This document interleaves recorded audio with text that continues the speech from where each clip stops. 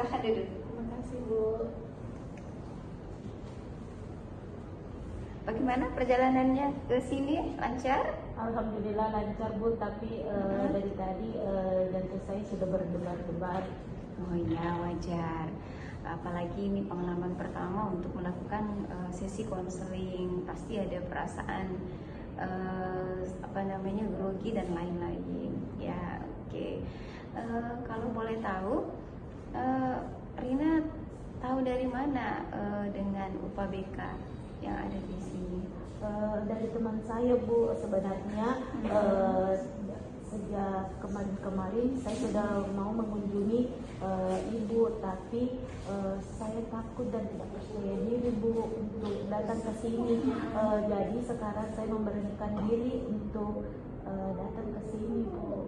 Iya, Masya Allah. Terima kasih untuk keberaniannya datang ke sini.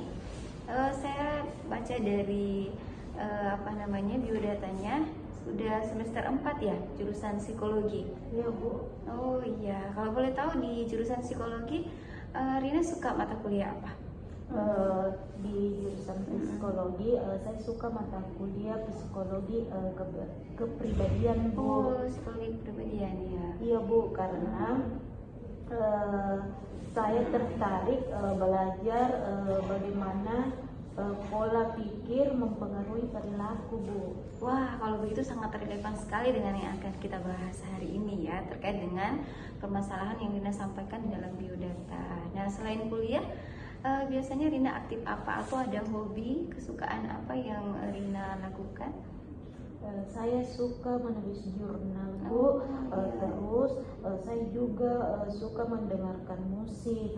Itu salah satu cara saya untuk menenangkan diri saya, Bu. Oh, jadi Rina suka menulis. Saya rasa menulis itu adalah cara yang sangat baik untuk bisa mengekspresikan perasaan dan juga menuliskan pikiran-pikiran. Saya juga lihat kalau di biodata, Rina aktif di organisasi juga ya? Iya, Bu, saya aktif di organisasi. Kalau boleh tahu organisasi apa?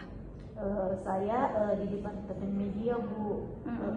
Di Departemen Media saya lebih banyak menulis artikel dan desain secara diam-diam, Bu.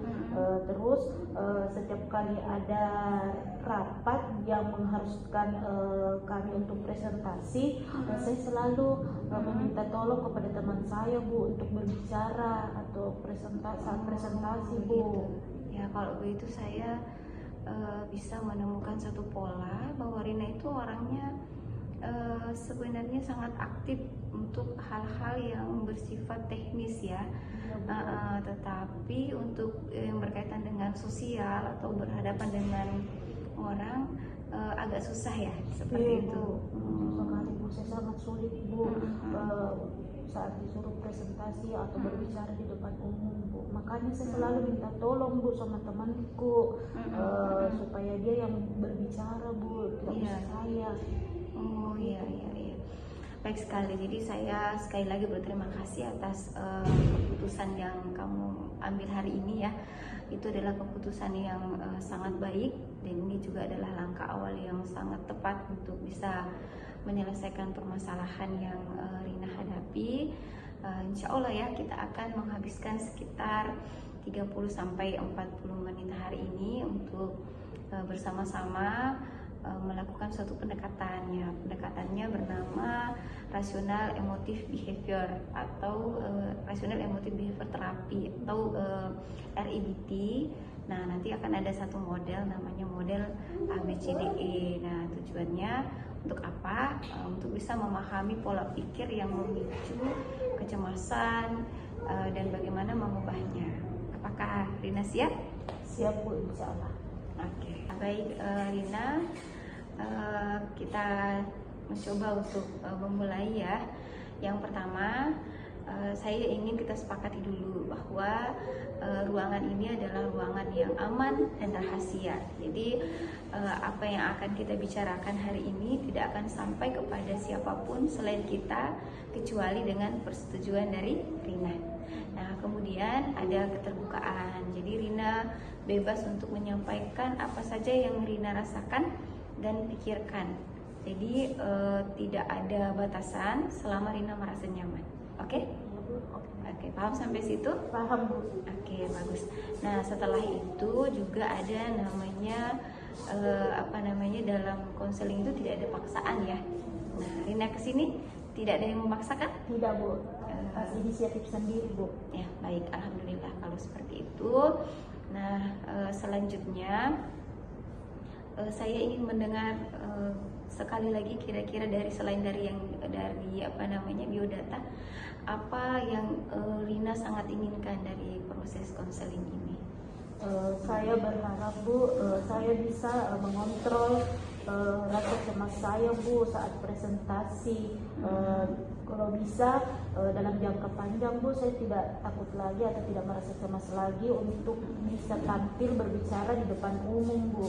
Begitu. Itu ya, sangat keinginan yang sangat konkret. Baiklah, seperti yang tadi Ibu sampaikan bahwa kita akan menggunakan satu pendekatan RIBT ya. Apakah Rina pernah mendengar pendekatan RIBT? Maaf, Bu, saya belum pernah mendengarkannya, Bu. Oke, baiklah. Ibu akan menjelaskan sedikit ya tentang apa itu RIBT, dan dari RIBT nanti akan ada juga worksheet ABCDE namanya. Nanti kita akan menulis, karena Rina suka nulis kan? Iya, Bu. Baik, Rina. Jadi RIBT itu adalah sebuah pendekatan yang menuntut kita untuk meyakini atau percaya bahwa perasaan cemas dan sedih kita itu bukan datang dari peristiwa yang kita alami, tetapi bagaimana kita menafsirkan peristiwa yang datang dalam hidup kita. Seperti itu. Jadi misalnya peristiwa A itu akan melahirkan sebuah pikiran atau penafsiran B contohnya. Nah, kemudian dari penafsiran B itu akan lahir perasaan dan perilaku C, seperti itu. Apakah Rina paham? Ya, Bu, paham. Kalau tidak paham boleh ditanyakan lagi. Paham, Bu. Ya, jadi intinya adalah bagaimana pikiran kita menafsirkan sebuah peristiwa, seperti itu. Oh iya, Bu. Nah, baik.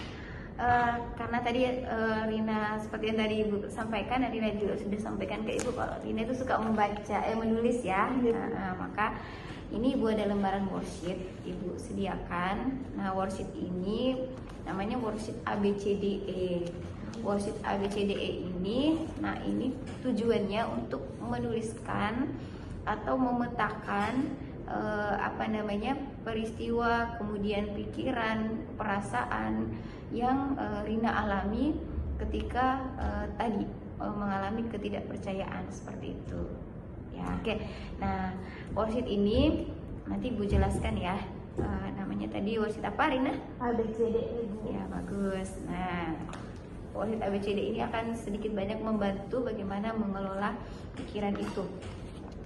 Baik, Ibu jelaskan dulu tentang teknik A, B, C, D, dan E tadi ya. Coba Rina perhatikan. A ini adalah activating event. Nah, apa itu? Ini peristiwa pemicu. Nah, seperti yang ada di biodata ya. Besok akan ada apa? Nah, itu yang nanti dituliskan di sini. Oke.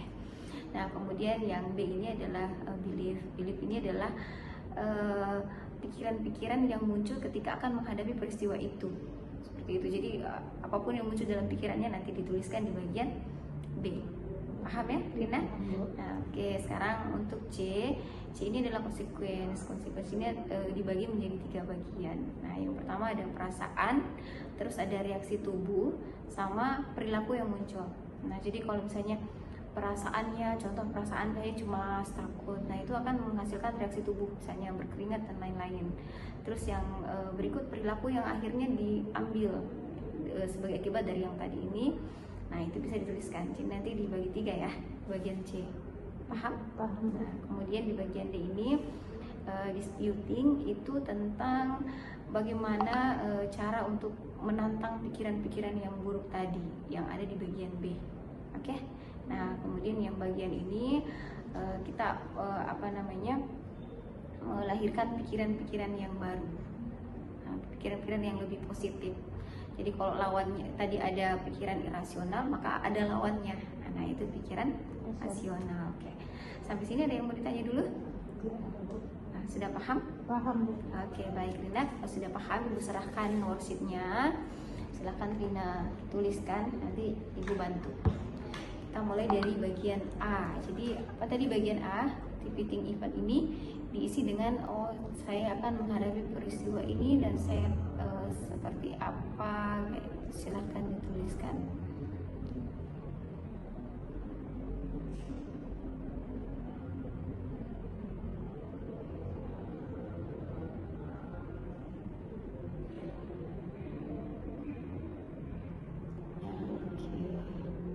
Dituliskan ya semuanya.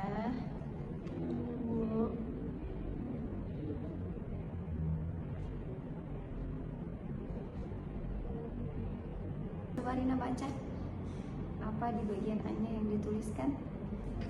Bagian A-nya yang di activity eventnya yaitu besok Kamis pukul 1 saya dan kelompok saya harus mempresentasikan makalah tentang teori belajar sosial Bandura di kelas psikologi pendidikan. Saya mendapat bagian pembuka dan kesimpulan, total sekitar 7 menit bicara, dan di dalam ruangan tersebut ada 35 orang dan dosen pengampu saya. Oh iya, jadi besok Rina akan mengadakan presentasi kelompok ya. Terus yang akan menyaksikan ada 35 teman dan ada 1 dosen. Ya, bagus sekali. Dia benar-benar real ya, yang akan besok ya jam 1. Oke, jam 1. 7 menit. 7 menit. Oke, bagus. Sudah, kita melangkah ya ke yang berikutnya. Nah, ini sebenarnya setelah A ada B, Philip. Nah, namun Ibu ingin Rina menuliskan dulu kira-kira dari peristiwa yang akan dilakukan itu bagaimana perasaan Rina, kemudian reaksi tubuh yang muncul itu seperti apa, dan perilaku yang akan Rina lakukan ketika membayangkan situasi yang akan terjadi besok, seperti itu. Kenapa saya pilih C dulu? Karena ini langsung berkaitan dengan A. Bisa paham? Nah, coba sekarang dituliskan bagaimana perasaannya. Coba dibayangkan dalam kegiatan besok perasaannya seperti apa. Ya, silakan ditulis.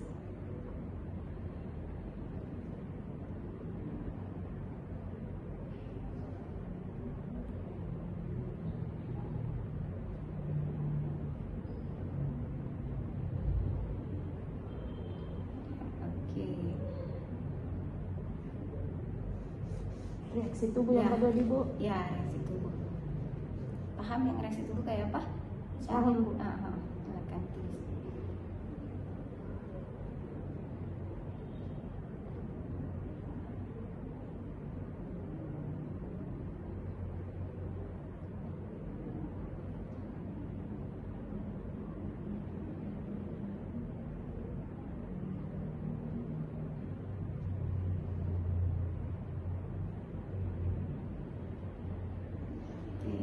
Yang Kemudian ketiga, perilaku. dulu.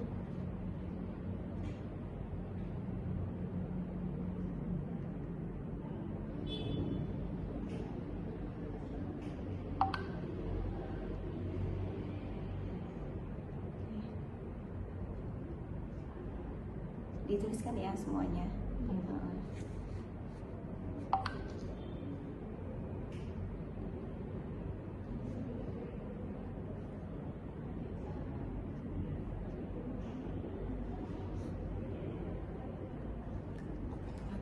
Sudah? Sudah Bu. Oke, silahkan coba Rina baca bagaimana perasaannya.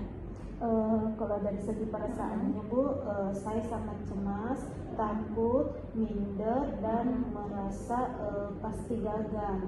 Ya, minder, takut, pasti gagal. Oke. Ya, cemas. Kemudian reaksi tubuhnya, jantung berdebar kencang, telapak tangan berkeringat dingin, perut mules, dan sulit berkonsentrasi. Ya, jantung berdebar kencang, terasa mules, dan susah konsentrasi. Ya, oke. Telapak tangan berkeringat. Oh ya, telapak tangan berkeringat. Ya. Oke. Selanjutnya perilaku yang akhirnya muncul seperti apa? Saya menunda-nunda menyusun selai, bolak-balik ke kamar mandi saat latihan kelompok dan kemarin saya sampai browsing cara agar bisa sakit supaya tidak presentasi. Masya Allah, sampai seperti itu ya. Iya. Oke, bagus sekali, sangat jujur. Saya mengapresiasi kejujuran yang dituliskan ya. Oke, nah sekarang kalau selesai A dengan B, sebenarnya ada yang terselip tadi ya. Nah sebenarnya bagian B ini yang paling penting ya. Apa ini bagian B? Bagian B ini adalah belief. Nah apa itu belief? Itu adalah sebuah keyakinan atau pikiran yang muncul ketika menghadapi peristiwa yang dituliskan di A tadi, seperti itu. Nah pikiran-pikiran apa yang muncul? Yang nanti itu yang akan menjadi inti yang akan kita bahas lebih jauh lagi. Oke? Nah, jadi ini benar-benar bagian intinya. Silahkan Rina tuliskan di bagian B ini pikiran-pikiran apa yang muncul, pikiran-pikiran negatif apa yang muncul ketika membayangkan peristiwa tersebut. Ya, silahkan dituliskan semuanya, pokoknya semua pikiran negatif yang muncul.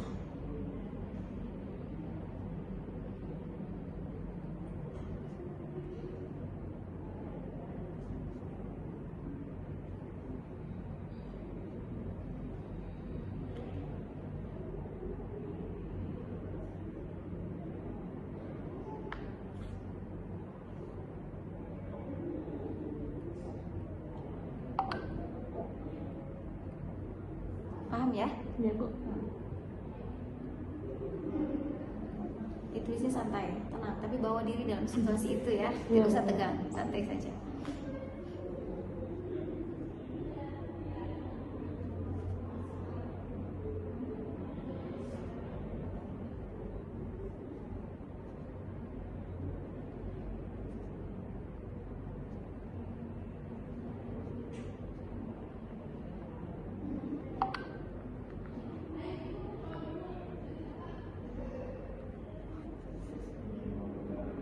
Sudah, Rina?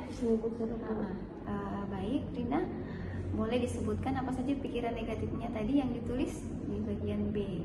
Pikiran negatifnya yang saya tulis Bu, yang pertama itu saya harus tampil sempurna. Kalau tidak berarti saya tidak pantas mendapatkan nilai yang baik. Dan semua orang akan melihat bahwa saya pengecut. Kemudian yang kedua itu kalau saya blank itu akan menjadi momen paling memalukan dan saya ini bodoh dan tidak pantas. Oke, jadi Ibu ulang ya. Pikiran negatifnya atau pikiran irasionalnya ada 4 yang dituliskan. Oke, coba diingat baik-baik. Yang pertama, saya harus sempurna. Nah, kemudian yang kedua, semua orang akan melihat saya sebagai pengecut. Nah, kemudian yang ketiga, kalau blank, maka ini akan momen yang paling buruk dalam hidup saya. Dan yang terakhir, orang akan mengatakan saya ini bodoh dan tidak pantas. Nah, sekarang ini yang paling penting di bagian D, bagian disputing. Ini sama-sama kita menantang pikiran-pikiran itu. Ibu ingin mengajak Rina untuk menantang pikiran itu. Nah, yang pertama, saya harus sempurna.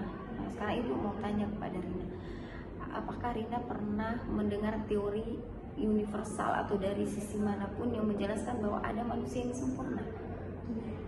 Ya, apalagi agama kita ya, adakah manusia yang sempurna? Yang sempurna cuma malaikat, nabi ya. Nah, berarti kalau kita menuntut diri kita sempurna, nah itu berarti masuk kepada sebenarnya tuntutan yang seharusnya tidak begitu ya. Oke, baik. Sekarang yang kedua. Apa yang kedua tadi? Semua orang akan melihat saya sebagai pengecut. Nah, di dalam kelas besok itu ada berapa orang? 35 orang. Nah, ini dalam kategori teori mind reading. Artinya kita menganggap bahwa kita ini bisa membaca pikiran orang. Apakah 35 orang itu pasti akan melihat kita besok dan pasti akan mengatakan kita ini pengecut? Bisa jadi mereka, Rina tidak berpikir di siang hari mereka memikirkan mereka lapar. Yang ketiga, apa tadi Rina? Coba. Blank itu. Ya, tentang blank. Tadi Rina bilang apa? Kalau blank itu akan menjadi hal yang terburuk. iya, dan memalukan. Itu sama seperti menjadi sesuatu yang sebenarnya belum tentu terjadi kan, dan itu menganggap sebagai bencana. Nah, pertanyaan saya, pernah tidak Rina melihat orang yang blank itu mati? Tidak. Nah, atau pernah Rina melihat temannya blank ketika melakukan presentasi? Saya sering melihat orang yang blank, Bu, tapi kita cuek-cuek saja, Bu, ketika orang tersebut lagi blank. Nah kan, terus temannya yang blank juga sebenarnya mungkin santai-santai saja kan? Iya, oke, bagus, berarti paham maksud Ibu? Baik, sekarang kita yang keempat. Saya akan dipandang sebagai orang yang bodoh. Terus apa lagi? Saya akan dianggap sebagai orang yang tidak berarti ya. Nah, itu sebenarnya mengeneralisasikan sesuatu dalam diri kita, atau sama kita mencap diri kita. Nah, pertanyaan Ibu, apakah Rina selama hidup tidak pernah berprestasi atau bermanfaat untuk orang? Pernah, Bu. Nah, apakah satu peristiwa itu bisa membuat Rina menjadi orang yang dikatakan bodoh dan tidak berarti? Nah, berarti kalau begitu, apa yang harus kita lakukan? Nah, pikiran apa yang harusnya kita munculkan? Nah, kita masuk ke bagian yang kelima. Oke ya. Nah, di bagian yang kelima ini kita akan membangun pikiran-pikiran yang baru yang bisa menggantikan pikiran-pikiran yang buruk dari tadi yang muncul. Nah, setelah kita tantang di bagian D atau disputing, kita masuk kepada bagaimana melahirkan atau membentuk keyakinan yang baru. Nah, sekarang keyakinan yang pertama, kira-kira menurut Rina tadi ya, coba Rina jawab ya. Yang pertama tadi, saya harus sempurna, harusnya kayak apa? Saya akan Yang semangat dong Rina, supaya tertanam dalam hatinya. Saya akan berusaha melakukan yang terbaik. Kesalahan kecil adalah wajar dan manusiawi. Yang penting kontribusi saya tersampaikan. Betul sekali, mantap banget. Ya, jadi apa tadi? Boleh sekali lagi diulang? Supaya ingat, kuat. Saya akan berusaha melakukan yang terbaik. Kesalahan kecil adalah wajar dan manusiawi. Yang penting kontribusi saya tersampaikan. Ya, bagus sekali. Yang penting sudah berusaha kan? Ya, oke. Kemudian yang kedua, apa lagi tadi? Coba, kira-kira apa yang sebenarnya, yang harusnya? Beberapa orang mungkin memperhatikan kegugupan saya, tapi itu tidak berarti mereka menghakimi. Kebanyakan orang justru bersimpati. Iya, benar banget. Jadi tidak mesti kemudian ketika kita melakukan kesalahan orang kemudian mengatakan kita pengecut, tapi bisa jadi mereka empati dan bisa jadi mereka membantu kita, dan bisa jadi sebenarnya mereka tidak memperhatikan kita. Ya, bagus. Bisa paham dengan ucapannya sendiri? Iya, Bu. Bagus sekali. Sekarang yang ketiga. Blank, Bu. Ini yang ketiga. Ya, yang ketiga tadi, blank itu akan menjadi momen yang terburuk atau bisa jadi kayak bencana besar gitu ya. Kira-kira harusnya seperti apa yang Rina pahami dari yang disampaikan tadi? Jika saya blank, itu akan tidak nyaman, tapi bukan akhir dunia. Saya bisa menarik nafas dan melihat catatan dan melanjutkan. Saya bisa bertahan. Ya, good. Ya, yang terakhir, yang keempat. Yang keempat itu saya tetap berharga walaupun saya melakukan kesalahan, dan saya bisa belajar dari kesalahan dan saya bisa memperbaikinya. Oke, jadi kita melakukan kesalahan bukan berarti kita bodoh, bukan berarti tidak berharga, tetapi kita bisa memperbaiki, itu yang penting. Jadi kesalahan itu bisa dijadikan kesempatan untuk memperbaiki kesalahan dan menjadi lebih baik. Sekali ya Rina, apa yang Rina sampaikan tentang keyakinan baru tadi itu adalah keyakinan yang sangat baik, keyakinan yang sangat kuat. Kenapa? Karena ini berbasis realitas, bukan berasal dari rasa takut ya. Nah, kemudian Ibu ingin mendengar dari pikiran yang baru yang muncul itu, kira-kira apa yang akan terjadi di bagian C yang tadi terkait 3 hal: perasaan, ya, kemudian reaksi tubuh dan perilaku. Nah, kalau tadi kan itu dari pikiran yang buruk ya. Sekarang kalau yang dari pikiran yang baru, kira-kira apa yang akan Rina rasakan terkait 3 hal tadi? Boleh disebutkan Rina? Yang jujur ya, sampaikan. dari segi perasaan Mm-mm. gugup yang wajar, tapi ada keberanian. Mm-mm. Dari segi fisik Bu, masih deg-degan tapi tidak sampai mulas. Mm-mm. Terus kalau dari segi perilaku, saya akan menyiapkan slide dengan baik, Mm-mm. berlatih beberapa kali di depan cermin, fokus pada materi bukan pada perfeksionisme. Ya, Masya Allah, luar biasa ya, bagus banget. Saya sangat bangga dengan kerja kerasnya hari ini ya, mulai dari datang sampai dengan menulis worksheet dan mengungkapkan perasaannya.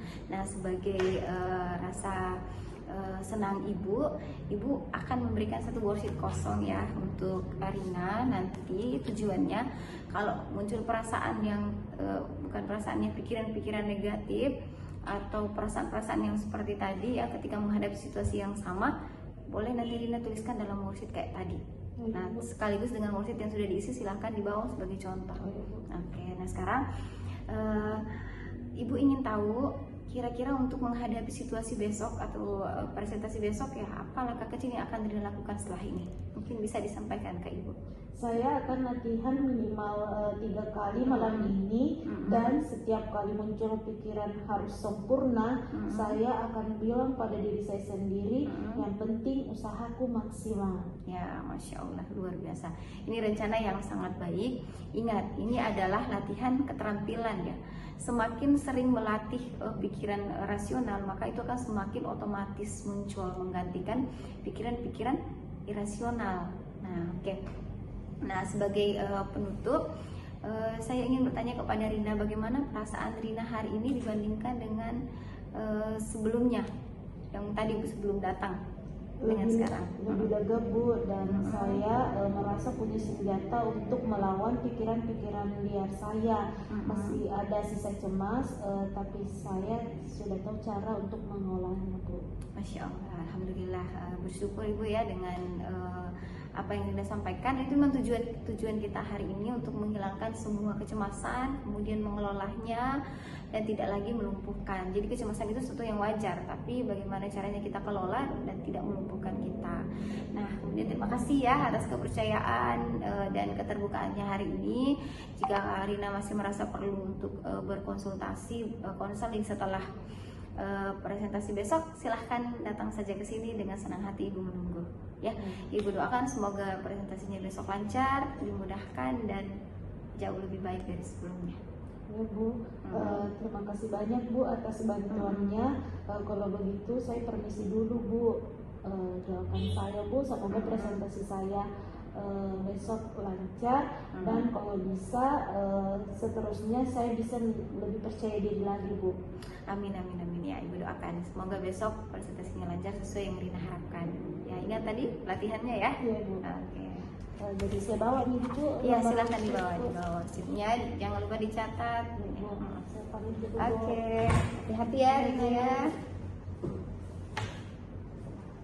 Assalamualaikum. Waalaikumsalam warahmatullahi wabarakatuh.